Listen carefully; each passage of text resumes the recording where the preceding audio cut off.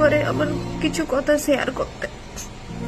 যাকে ভালোবাসলাম তাকে তো পেলাম না, সে তো আমায় বুঝলো না।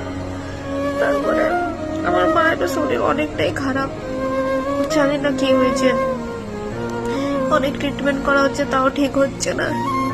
তো আমার দিদারও না থাকে, দিদা একটা টাইমে তো সবাইকে, আমি চাই না দিদা এমনি হোক, না থাকলে আবার কি হবে কি জানি, এরকম টেনশন।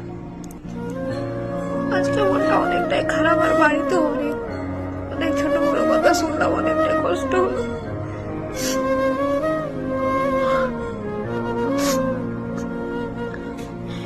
আমি এতদিন কাঁদছিলাম না, হঠাৎ করে আমার চোখে জল চলে এলো।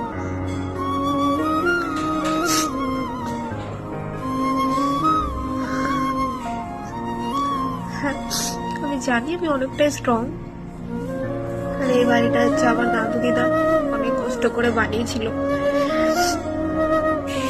ছোট থেকে আছি, আমি তার কাছে মানুষ হয়েছি অনেক ছোট থেকে। তো আমি মায়া কোনোদিন, তাদের মায়া আমি ফেলতেই পারিনি। তাদের মানে মা বাবার চেয়ে অনেক করেছে আমার জন্য। তাই দাদু তো এখন নেই, অনেক বছর হয়েছে মারা গেছেন, কিন্তু দিদা আছে।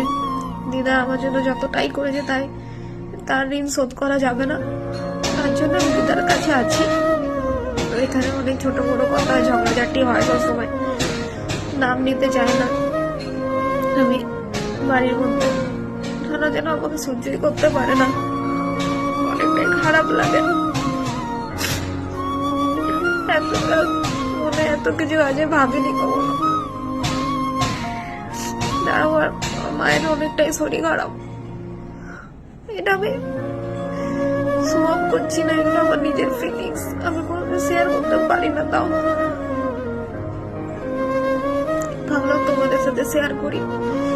জানি সোশ্যাল মিডিয়াতে এসে কান্নাকাটি অনেকে ন্যাকামো ভাববে, কিন্তু এটা আমার যেটা আসছে মন থেকে আসছে, এইটুকুনি। কারণ এই টাইমে আমি কাউকে হাক করে কাঁদতে চাইছিলাম, সে নিয়ে পাশে কাউকে পেলাম না, ভাবলাম তোমাদের সাথে শেয়ার করি কথাগুলো, তাহলে মনটা হালকা হবে, তার জন্য।